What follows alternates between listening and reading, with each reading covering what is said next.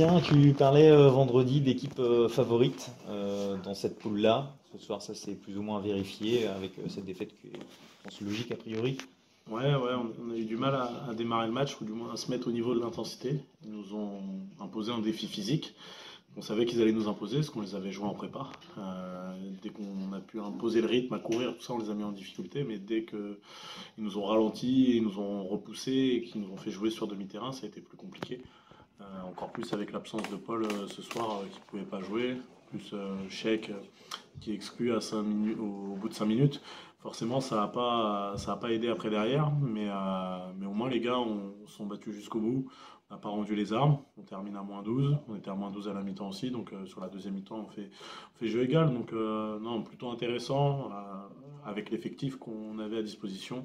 Donc moi j'ai trouvé ça, voilà, une deuxième cohérente et correcte avec un peu d'adresse. Donc, C'est frustrant justement de ne pas pouvoir jouer une équipe comme ça à 100%. ouais, c'est frustrant surtout que voilà, on avait envie de rester invaincu à domicile. Après, bon, il faut aussi reconnaître qu'ils sont plus forts, qu'il y a aussi plus d'expérience, une équipe un peu jeune. Et quand ça se chatouille un peu, bah voilà, à chaque fois ils ont eu les coups de sifflet. Nous on les a pas eu, on manque un peu d'expérience là-dessus, notamment sur la première mi-temps où ça allait dans un sens unique, mais parce qu'ils le font très bien aussi et qu'ils ont l'habitude de le faire depuis un moment. Donc voilà, après en deuxième ça a été un peu mieux.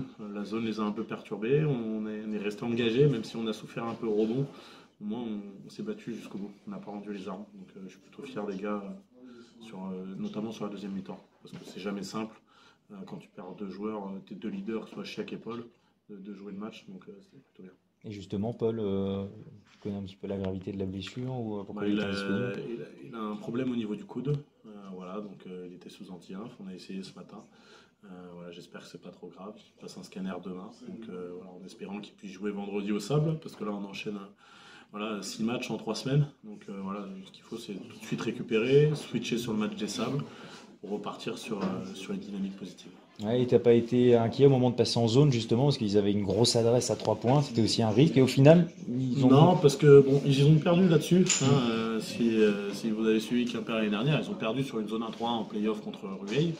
On l'avait jamais travaillé, mais je savais qu'ils avaient été mis en difficulté, ou du moins le staff technique. Donc je me suis dit, je vais faire la 1-3, de toute façon, ça coûte rien. Et puis de deux, ça permettait aussi de préserver les joueurs, de moins les solliciter physiquement en vue de l'enchaînement de matchs qui va arriver. Et j'ai trouvé qu'on l'a plutôt bien fait pour une équipe qui l'avait jamais faite, que ce soit en entraînement ou en match.